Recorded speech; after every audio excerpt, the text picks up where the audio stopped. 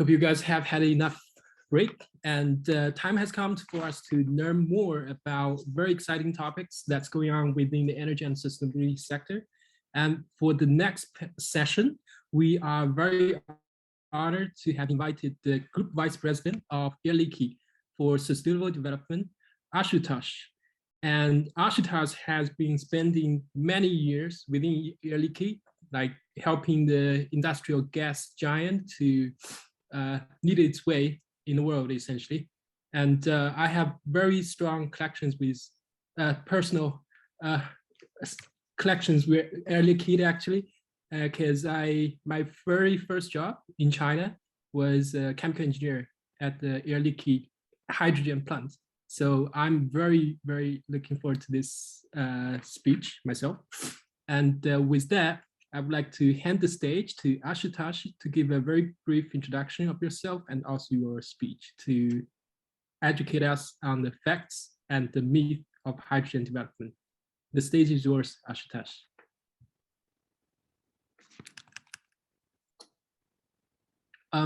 I think you are muted for now.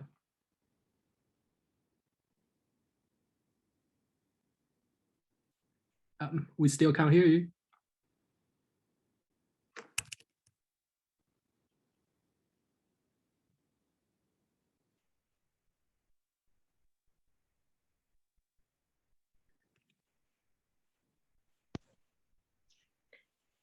Can you hear me now? Yes. Now. Okay, perfect. All right. So thank you, Ronnie, and pleasure to be with you all. Thanks for taking the time. The fact that everybody is here on a Saturday just shows how passionate you all are towards the topic and on such an important topic. A few words about myself. I've been with Air Liquide for close to 25 years now. I've always been in the electronics division, which is the division that supplies to the semiconductor customers worldwide, a variety of gases, chemicals, and advanced materials. My background is chemistry, and I took on this role for sustainability just earlier this year in January, and it was a very exciting change for me because we had been working even in the electronics division on some new materials that will change the way we look at greenhouse gas emissions. So this ability to look at this very important topic across the group on a variety of challenges that we have and the society has was a huge opportunity for me to not pass on. So I'm very happy to be in this position and glad to speak with you all regarding hydrogen and how it's going to play a role in decarbonization. So let me share my screen, and Ronnie, if you can confirm that you see my screen, I'd appreciate that. Yes. Good okay, perfect. All right, so first of all, this is an industry view, right? When we talk about energy transition, there are a variety of policies, challenges, and then for those of us who are in the industry who have to make some of these changes ourselves, it's an interesting perspective to try to make these things happen in real time and to provide the right technologies to make them happen. So this is what we'll be talking about. There are four parts to this presentation. First, a general introduction on the energy transition, the landscape of it, the role of hydrogen. Primarily, first, we'll talk a little bit about the hydrogen production technologies, because you hear about green and blue hydrogen and renewable hydrogen. There are a variety of terminologies that are used there. Then hydrogen application, I'll also talk about carbon capture, which has been mentioned before, and then give you a few examples of how we are actually making this happen today. And so this is not just a futuristic vision, it's reality that is quite active in terms of the journey towards the end goal. So I will talk about that as well. So let's first look at the energy transition landscape. This is nothing new, the climate change. First, we have to believe that it's real, and you may be surprised, not everybody thinks it's real, but we believe it is real. And we know that it's impacting our lives and our activities. And Just this year, for those of us who are quite familiar with the Texas freeze, I actually live in Texas right now. I'm in Paris though. Um, we had this unusual freeze at the start of the year, and then also earlier in the year in Taiwan, the droughts that almost shut down the industry to an extent. So all these kind of extreme weather events that are happening are all linked to, in many ways, to the change in the dynamics of the earth, the atmosphere, and the amount of CO2 that has been pumped into it. So let's look at how much CO2 can be afforded on the planet. And again, there are multiple projections, and I've seen Alessio on from the IEA, so I will I will not pretend to be the expert on energy here. Uh, but in terms of how much CO2 can be allowed to be emitted under certain scenarios, you have the 2 degree, you have the 1.5 degree, the net zero scenarios, and so on. So the absolute value of the number is not so critical. What is important to note in this slide is the fact that a 2 degree budget just means how much CO2 can the Earth afford to have be emitted before the temperature would rise beyond a certain level. And it doesn't matter how much time, you have only a certain budget available. And over time, of course, mankind with the industrial activities has been gradually eating away into this budget. So now, according to this estimate, by the end of the century, you only have about 900 billion tons of CO2 left in the budget. But if it were 1.5 degrees scenario, you would have much less. You would only afford to emit like 200 billion tons of CO2 before temperature changes would become irreversible. So there is a lot of opportunity for the world to keep emitting, and that is shown in this chart on the right hand side, which shows the amount of carbon reserves. If you add up what we have in terms of coal and conventional oils and gas and so on, and if you add that up and you compare it against what we are allowed to emit, you can see that there is if we do not make a change to our activities, industrial, individual, and so on, there is ample room for us to actually miss these targets massively in the coming years, which means that the need for decarbonization is today, as was pointed out in the quote from the UN, uh, and which means that companies have to start taking action immediately. And that's why we see a role for us in making this happen for the world. Now, in terms of energy, the the consumption of energy is going to continue to increase. That's not very difficult to imagine. This is just showing the energy increase consumption of, in energy going between 2013 and 2050, going from close to 400 exajoules to over 600 exajoules. So yes, we are energy hungry society. And today, most of the energy is coming from what you would call the gray stuff, all the fossil fuels and so on and so forth. Now, the fact that the energy demand is going to grow, what we have to see is how to make, so you can do two things. Either you use less energy or you create energy in a form that is clean. So those are the only two ways to not have the increase in energy demand lead to an increase in CO2 emissions. So the two things to be linked at this point. So what are the levers available in general? First, we have to find ways to increase efficiency in energy usage. I mean, anywhere from use of big data to optimize plants and so on and so forth, even minimizing energy consumption through our individual habits. So at all levels, there is a possibility to change or to limit the amount of energy increase that will be needed over the coming years. The second is that if we believe that fossil fuels will be zero in the energy mix in the coming years, it's not true. There will be fossil fuels, there will be other energy sources, because remember, there is a word in energy transition, and that's the T, the transition. It's not a switch, it is going to take time, which means that Of course, now we have less time left, so we have to accelerate it, but there will be a mix of fuels in the future, and we have to find ways to decarbonize them, meaning how do we do carbon capture and so on in order to still be able to use the fuel, but limit the amount of uh, environmental impact that they have related to their use. The third one, of course, is related to low energy carriers. Electricity, hydrogen are given as two examples. There are a lot of industrial processes that are still not what you would call electrified.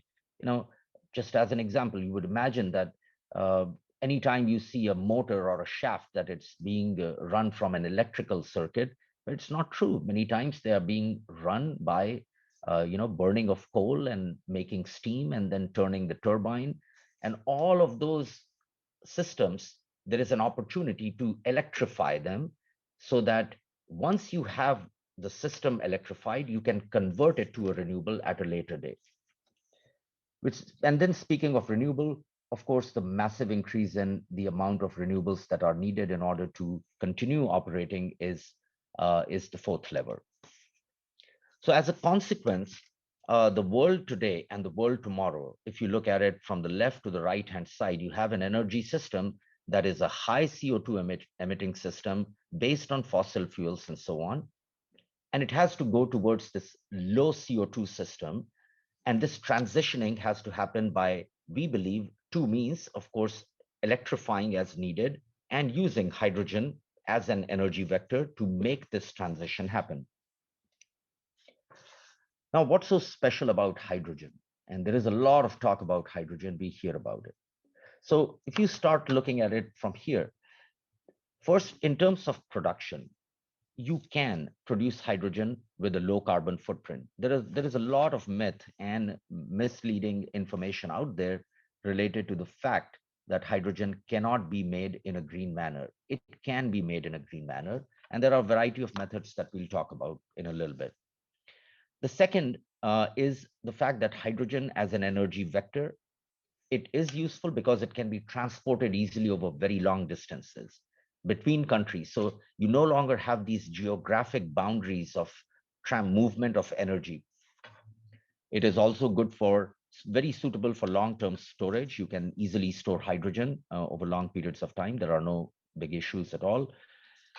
It can be used to produce clean power and a variety of applications, which we'll be looking at for transport and other applications. And also, it it has an application as a feedstock in the industry. Already a large amount of hydrogen, vast amounts of hydrogen are used for refining of fuels, which is one existing application. But we'll be taking a look at new applications of hydrogen that are emerging, and even, for instance, to recycle the captured CO2 back in a circular economy type principle. Now, with all these different applications, it is understood that hydrogen has the potential to meet up to 18% of the final energy demand by 2050. This number could be 15, 18%, but you get an order of magnitude. Through these multiple applications, hydrogen has this potential as a source of clean energy in the future. Now, we switch to how you make the hydrogen. So for those of you who are chemists and enthusiasts and technologists, you may find it a little bit more interesting. First, let's look at the numbers. The hydrogen demand and the hydrogen investments that are going on. Just from one year to next, the projections are dramatically changing because of the maturity of adoption of various technologies and the amount of hydrogen that is becoming available in order to be used in new industrial processes. So if you just looked at the projection from 2019, this dashed line was the projected growth curve for hydrogen. And just 1 year later, you can see this projection has tripled, which means that we are still discovering in a fairly rapid manner, though, that hydrogen is becoming an integral part of the energy systems.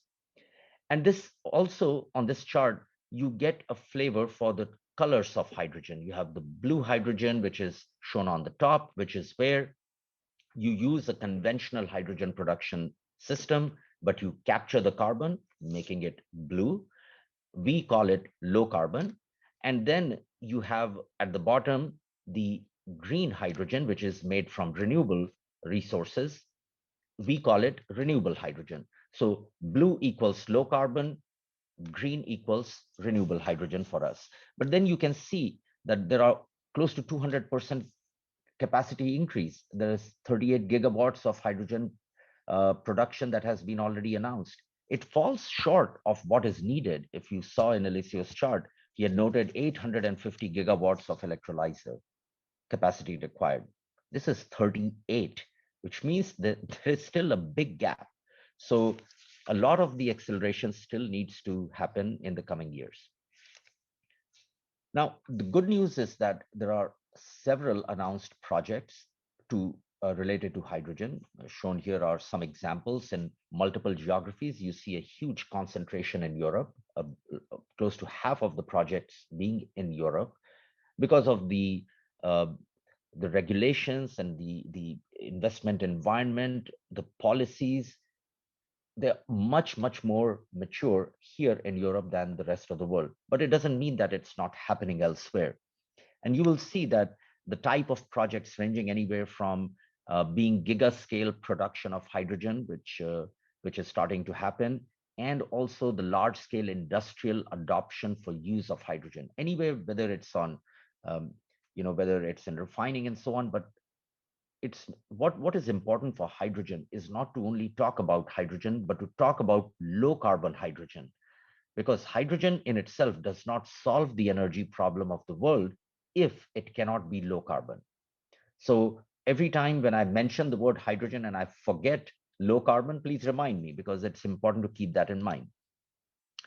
Now, in terms of production technologies, there are two major, there are probably about 10 to 12 different hydrogen production technologies, but the two primary ones are shown here. The first one is what we call reforming of fuels, which you hear the term steam methane reforming, and it's a very simple thing to understand, that you have a hydrocarbon, which you are doing the water shift reactions and so on to make hydrogen in this kind of a reaction, the reforming process. Now, the bad news is that the reforming process makes CO2. And this is the CO2 that gets emitted to the atmosphere. So if we were to continue building hydrogen capacity in the world without paying attention to this CO2, we are not solving the energy problem. So what is shown here is that this CO2 that is emitted has to be captured in order to make this hydrogen better. And that better is what you would call low carbon or blue hydrogen. Now, on the right-hand side is your electrolysis process, the splitting of water, which is very well known. There is nothing too difficult about water electrolysis, except when you get it to be done at very large scale. In order to meet the kind of capacity that is coming from a steam methane reformer on the left side, if you try to build an electrolyzer of the same capacity of hydrogen, today it's not even possible. You have to build multiple units to be equivalent to one SMR. Now, this is where there is an opportunity to clear another myth, and that is the fact that people say it's an electrolyzer, so it's green. And I say, no. In an electrolyzer, you're not seeing natural gas, you're seeing the electrons, and the electrons look very innocuous. They look like, okay, you have an electron. Where is the electron coming from? The electron, if you're getting it from the burning of coal, it's your gray electron, or if you're getting it from a renewable energy source, it's a green electron. So it is super important that switching to electrolyzer is not the solution either. Switching to an electrolyzer that can be powered by green energy is the right answer. So keep these fundamentals in mind as we investigate how we move forward. Now, there is a need for low carbon hydrogen. So if you start from the right-hand side, there are the existing markets, let's say refining and so on, where all the hydrogen is primarily used. And then there are new opportunities, for example, in steel making and so on, which we will look at in a little bit, where you have the need for additional quantities of hydrogen. And so the industry is looking at it twofold. How do I decarbonize my current use of hydrogen while at the same time ensuring that all future growth opportunities for hydrogen are coming from uh, a low carbon source? And there can be four different ways of making low carbon hydrogen. Even in the steam methane reforming process, if instead of using methane, you use biomethane, you have low carbon. Of course, we talked about electrolysis. We talked about the conventional process, but using carbon capture and storage um, to get rid of the CO2. Or you can recycle the hydrogen or coming from existing processes industrial processes that are out there. So those are the ways to look at how we get to a low carbon hydrogen economy. Here you have a comparison of uh, different CO2 footprints of different means of making hydrogen. To give you an idea, focus on this one, which says reforming natural gas without CCS. This would be your standard reformer process, which is what is used majority uh, uh, process in across the world. And that gives you about 11 kilograms of CO2 per kilogram of hydrogen. Rough numbers, some numbers could be minus plus, but that's the order of magnitude. Now, if you were to switch to electrolysis, just in Europe, using the grid mix for Europe, 27 countries, you're going to find that electrolysis gives a much higher footprint, which is the point I was trying to make earlier, that the electrolysis gives you even 2 times worse CO2 footprint than the current SMR. But for example, if you were running the electrolyzer in France, it would be much better because your energy mix is different. Now, if you take this same steam methane reforming and you put carbon capture on it, which is exactly what is being done at the moment to transition, then you suddenly reduce the CO2 impact from 11 down to 3. And then you can keep doing all of these different things. And you look at the very left, if you take a steam methane reformer, feed it with biofuel or biomethane, and do carbon capture, you can have a negative CO2 footprint. Now, this is theoretically all possible, but practically, the amount of biomethane that is going to be required to do it, the world capacity is not quite there yet. But technically, it's feasible to turn this into a carbon sink, if you may, as opposed to being a big emitter of CO2. Now, so let's talk very quickly about two technologies. One is carbon capture. You heard about that earlier, and there is, just to clarify how carbon capture is working. So you start with an SMR, a steam methane reformer for hydrogen production, and you have two inputs. You have natural gas and you have water. Fairly simple, right? The natural gas serves two purposes. One, to be the reactant in the reaction, and two, to also be the source of heat. So that's why you see two inputs for the natural gas. So the output of the reformer is going to be your hydrogen and CO2, unfortunately, right? Along with some other byproducts or unused things. So what we do is that you send it through a pressure swing adsorption type mechanism here in order to separate the hydrogen. And so coming out of the PSA is your pure hydrogen. And then what is left is then we use our cryocap technology, a cryogenic process, in order to remove the CO2 from that stream. And whatever else is left behind, some of the methane, some CO, some unused reactants can be sent back into the SMR to be acting as the fuel to run the SMR.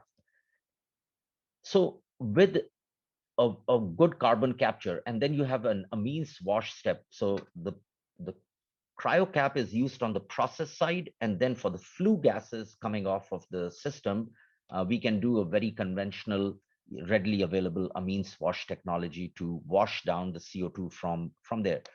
So by doing these two things, you can, so a typical large scale SMR, which is of the order of magnitude like 100,000 cubic meter of hydrogen per hour, that big of an SMR will produce about 600,000 tons of CO2 every year. So that's the footprint of a typical SMR. Using carbon capture technology, you can remove up to 95% of the CO2. So it's a big reduction. Now, the important part is, what do you do with this CO2? And there are two things that you could do. Either you can sell this CO2 into an industrial market like beverage and so on. But honestly, the world demand for CO2 is not that huge, even though all the beverages that we consume. Or you can take the CO2 and pump it under the ground. And there are multiple projects that are going on. Of course, it has its own critique, but there are safe ways of doing it. And we'll talk about that in a second.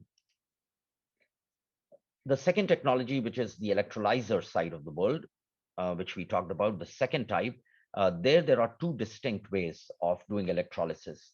On the right-hand side, you see the alkaline electrolysis technology, which is the more conventional and much more well-developed technology, where you use a 25% KOH or sodium hydroxide as the electrolyte, and you run the electrolysis.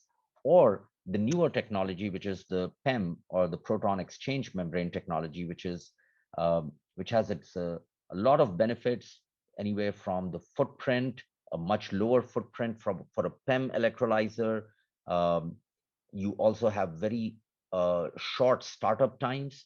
From when you want to start up the unit, it's much quicker to start a PEM electrolyzer, and so there are distinct advantages of going that route. But it's in the process of scaling up. It's not as advanced as alkaline electrolysis just yet, but there is a lot of big projects already using PEM electrolyzers in the works. So hydrogen, once you have produced it, where does it go? So if we look at hydrogen for the future, today we know it's primarily going into refining. And we see two distinct areas where this hydrogen in the future can be the right energy vector. First, on the left-hand side, hydrogen, use of hydrogen to decarbonize the renewable energy system. And there you are talking about using any hydrogen anywhere from generation of electricity to distribution of electricity to or energy, let's say, and many times to be the buffer to manage the intermittence of the renewables, which is a big problem today. So that's the left side on influencing or helping the energy system. And on the right-hand side is to decarbonize the end uses, anywhere from transport to energy to buildings and as used as feedstock. It's important to recognize that when you hear about hydrogen, most of the talk that you hear about hydrogen is on the mobility side. Okay, do I have a hydrogen car? Do I have a hydrogen plane? Do I have a hydrogen truck? Yes, that is only one side of the applications.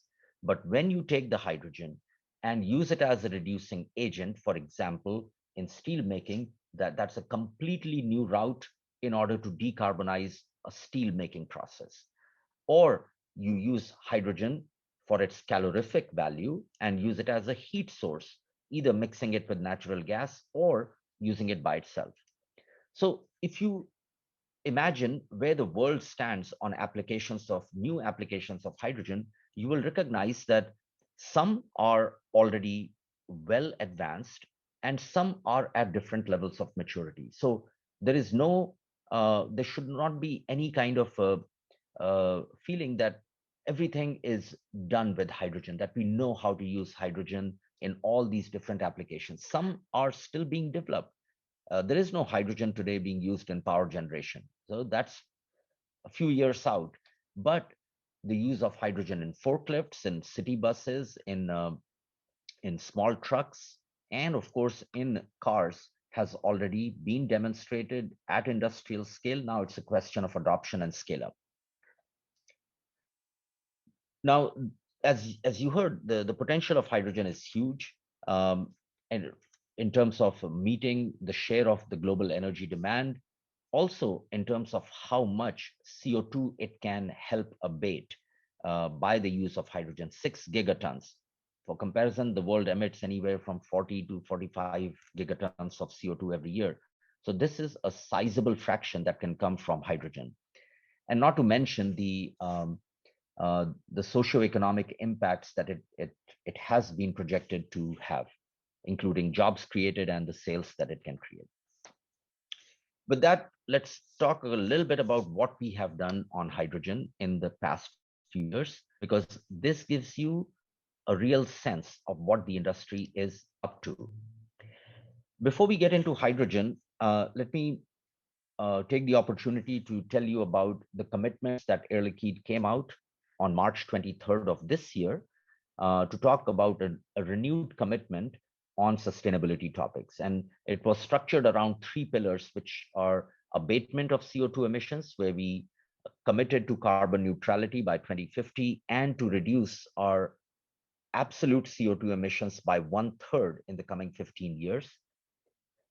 And the second pillar, because this is about sustainability, not just climate change, we talked about care for patients and trust as a pillar to engage with our employees and to build a best-in-class governance. So these were the objectives that were announced on March 23rd by the group. If we look at the CO2 portion of our objectives, this is the trajectory on the left-hand side that we have shown. So you can see that what we have to do is we have a certain level of emissions. We put in all the measures, anywhere from carbon capture to more renewable energy usage within our own operations to turn the corner and to have that inflection point in our CO2 emissions trajectory in order to reach carbon neutrality as we have projected. So that's one element of it. How do we decarbonize our own operations?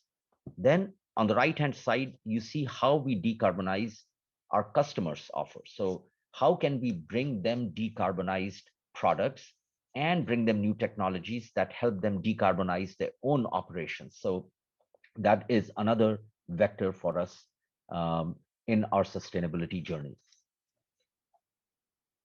This is a little bit too complex of a slide, so I will try to kind of breeze through this one. But if you look at Air Liquide's involvement in the hydrogen value chain, there are multiple elements that you have to start with your energy sourcing.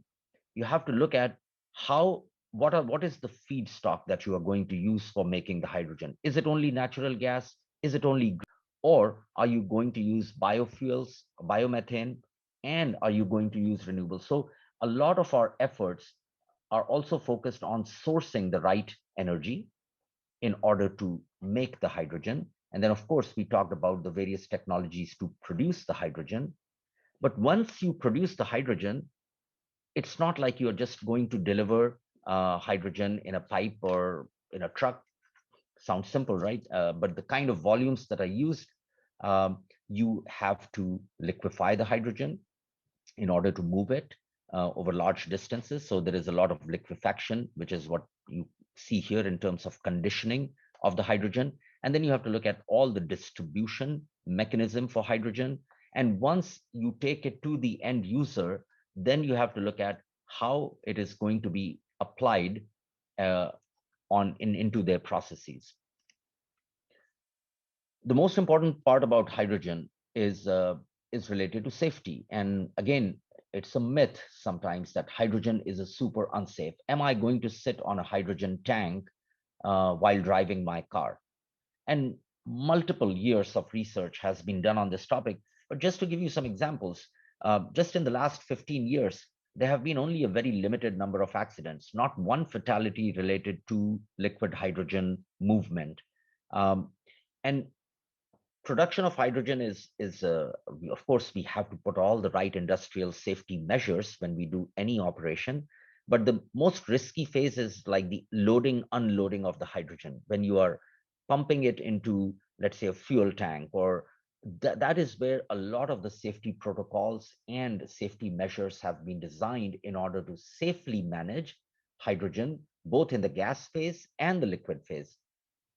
And of course, those who are space enthusiasts know that hydrogen application in space endeavors has been there for a while. Air Liquide itself has been very much been involved in the space agency here in Europe, with the design of the tanks that store the liquid hydrogen for propulsion. So all of these things have been studied for multiple years and has been done in a very safe manner. Now, just to give you an idea of the size of plants that are there, but I don't know how many of you have seen a hydrogen production site. Uh, this, for example, is our site in Bécancour in Canada, where we commissioned our first um, large-scale proton exchange membrane electrolyzer, uh, and the site also has an SMR. So these are big sites where you have this kind of operation.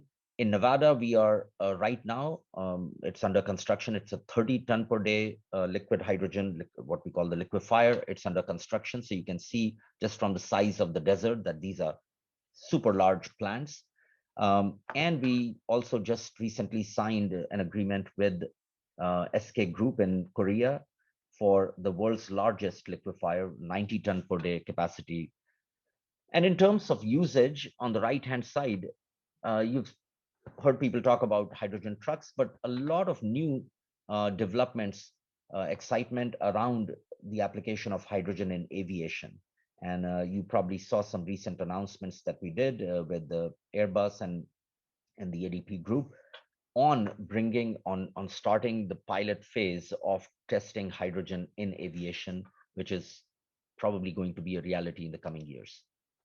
Now, here is just an example of decarbonizing a very intense, very CO2 intensive process. If you look at steel making emits about 1.8 tons of CO2 per ton of steel that you produce.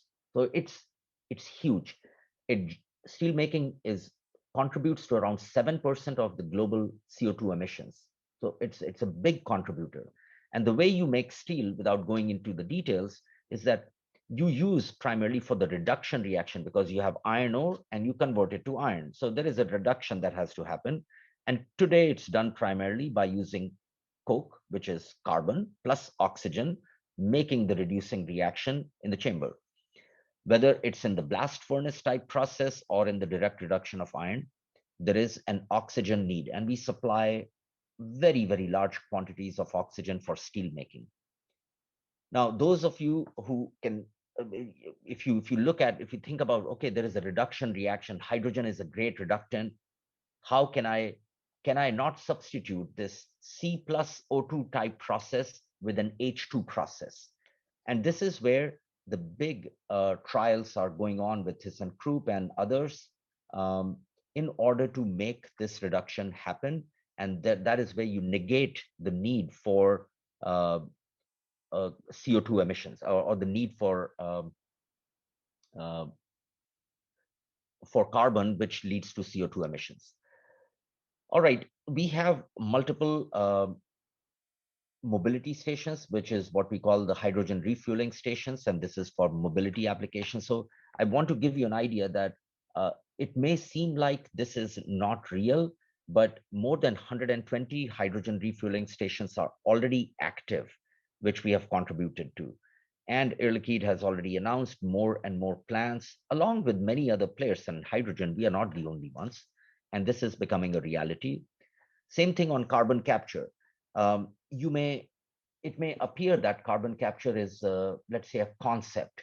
It is more than just a concept. It's happening. And shown here are three examples of real projects that are happening with different partners and in different geographies: Northern Lights, Porthos, and Antwerp at Sea, which are all dedicated to collecting, aggregating, and putting vast quantities of CO2 in storage areas that are deemed safe, with all the geological surveys that are not part of our scope, but they are part of the scope of the experts who can ensure that when you pump CO2 about 1.5 miles under the ocean bed, that you are not creating a different kind of problem. Our job is to make sure that we can liquefy, aggregate, transport, bring the CO2 up to the point of injection, and then the injection of the CO2 and maintenance of that storage area is managed by another set of experts, which are not us.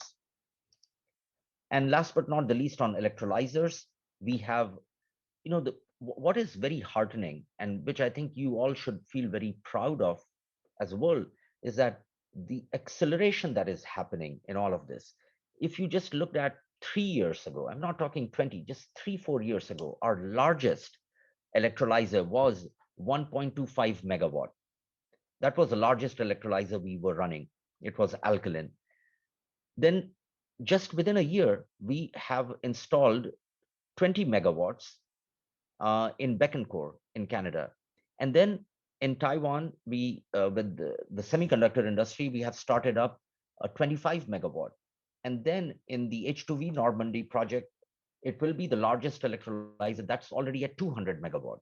So what you can see is that year over year, there is an order of magnitude increase in the scale up of electrolyzer capacity. And this is the kind of acceleration that is needed, even more than what we are seeing here, in order to achieve the net zero trajectories that have been published. In closing, what I would say is that there are great potentials for hydrogen. There are challenges ahead of us. The first one, of course, is cost. Today, renewable hydrogen is not the same price as gray hydrogen. That's clear. So again, it's a matter of scaling up. And the scale up comes with the vast magnitude of projects that you have to manage, ultra large projects, which are good to have, but then they have to be managed correctly. The regulatory environment in all geographies has to favorably evolve. Um, as with any new technology, especially when you're looking at changing the energy paradigm, it when it has to get off the ground, you have to incentivize it in the beginning. And that's what you see happen in Europe. And that is why you see the large fraction of projects that are happening in Europe. But now things are starting to happen in other geographies. In US, you have a similar legislation in works to bring down the cost of renewable hydrogen. So that's another thing. So all the regulatory environment, including what is required for carbon capture, has to become real. And then, of course, we can never ignore safety aspects related to hydrogen. So with that, thank you so much. And I am happy to take any questions. Thank you, Ashutosh, for the very insightful sharing. And we do have a few questions, but we only have 3 minutes left for the questions. So we'll try to make the each question a bit short. The very first question is, what's the feasibility of adapting existing LNG international, transportation infrastructure to the transportation of, say, hydrogen? Hydrogen. Yeah. So again, this is something that is in various stages of evaluation. We even look at our own pipelines that exist and see how they can be converted. The key element is safety. There are very definitive safety measures that have to be implemented for hydrogen. So the short answer is that yes, but not in all cases, and it has to be individually determined in all cases how it can be done. But all the large energy producers are currently looking at doing that. No problem. And the second question is, outside SMR and the electrolysis, what are the other potential, hydrogen production technologies in your mind? I know there are some thermal processes that have been talked about, but the efficiency of production, I think there are close to 13 different processes. Once I saw that are used, that are theoretical ways of generating hydrogen. But today I can tell you that on an industrial scale, this is where the focus is. It's on electrolyzers. No problem. So electrolyzer is the future. Then one fellow question from the audience is that, actually we have more coming. The next one is do you see hydrogen to be used as an input to other carbon-based fuel? Like yes. Right. Yeah. So indeed, what you could do is that in some cases, for example, for building heating and so on, where you use LNG, so instead of natural gas, you can either completely use hydrogen or mix hydrogen in order to reduce the CO2 impact, but then use hydrogen as a reagent in the conversion in like I had mentioned, the circularity situation where you can take hydrogen with a carbon source to convert it to, let's say, methanol, which can then be converted to other fuels. So indeed, there is a role for hydrogen there. Thank you. And one last question on the limitations and challenges of SMR with CCS, what we call blue hydrogen, right? Yeah. So technical limitations, very few, meaning the technology exists. We have implemented it here in France 6 years ago in Port Jérôme. We already have cryocap running, and all the CO2 that is captured from it is actually sold to the merchant market. So technical feasibility wise, no problem. The biggest problem with SMR plus carbon capture is what you do with the CO2 at the end. And that is why where I said the creation of the infrastructure to pump the CO2 under the ocean floor or geological areas, that is the key element. And the second challenge is the financial challenge. Okay, so you take an existing SMR and you put a cryo cap on it. Yes, it can be done, but yes, it costs money. And then you need the transportation and the storage infrastructure. So all of this, that is why it requires a full ecosystem to be working together to make it happen. And that's where all the success is coming from. And I think this speech is just so interesting. People keep on asking questions, but we will answer the next one. Is there a risk of running out of water for the electrolysis process if there are some requirements for the water to be used? And is there a way to make that process circular? Circular we'll address later, but but indeed, yes, there is a risk. And so if you look at all industrial operations and you look at the water stress areas, this is how we also look at our operations, is that where we are running our plants, are they in a water stress zone? And if you're going to deplete the natural resource, in this case, water, to the extent that it's going to impact the ecology of the region, then it's a no-go. So indeed, even though it may be a great technology, but there are two prerequisites, right? You need water and you need renewable energy. So if you don't have renewable energy available in a certain geography, even if you have water, it's a no-go. But if you have renewable but no water, it's a no-go. So both those things have to come together to make it happen successfully. Thank you. And another question. What do you think policymakers should do to increase the deployment of hydrogen? Correct. So that I touched upon that briefly earlier. It's the incentivization to the hydrogen production ecosystem to get it off the ground in a very rapid manner. Meaning, just to give you an idea, if you are creating a carbon sink, a CO2 sink, right, for carbon capture, the process just to get it validated, the licensing could take 4 to 5 years. Okay. And then the cost associated with running a carbon capture system. So all of these things can only happen when the governments with the right policies are able to incentivize, either in the form of tax reductions or in the form of other, let's say, investment contributions that have been done in some governments. So those are the things that are needed to get this, what you say as get the pump primed, and then it'll start moving rapidly. But this is the initial things that that are very much needed. Thank you. And okay, one last question from the audience. It's a really interesting topic. And is seawater a feasible raw material for the electrolysis? No, not directly. So you would have to treat it like in the proton exchange membrane, we have to use deionized water.